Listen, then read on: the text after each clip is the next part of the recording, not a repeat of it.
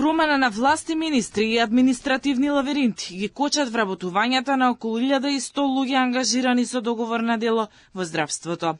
И по повеќе од 10 години работа на неопределено, медицински сестри, болничари и техничари се уште се борат со административни процедури за конечно да добијат трајно вработување. Министерот за здравство Алиу е оптимист дека постапката за вработување на здравствените работници за брзо ќе се реши. Во неколку од институциите, здравствени институции, една од нив спомнавте 8 септември и Тетово, точно е таму имаме жалби и мора тие жалби да нели сите нивоа, административни нивоа да ги помина за да може да се потпише договор со веќе пријавените и прифатените од страна на институцијата во тие институции.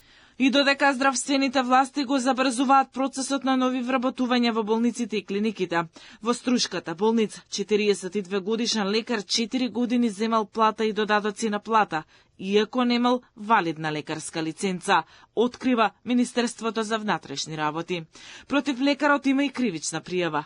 Министерот Алиу се сомнева дека ова не е единствен таков случај и според него тоа е пропуст на системот во Македонија, кој што не дава точни резултати и не дозволува да се утврди точната и прецизна бројка на лекари. Во таков систем кој што не знаете точна бројка на доктори, можеби има уште повеќе од еден доктор кој што се јавува за жал во Струга.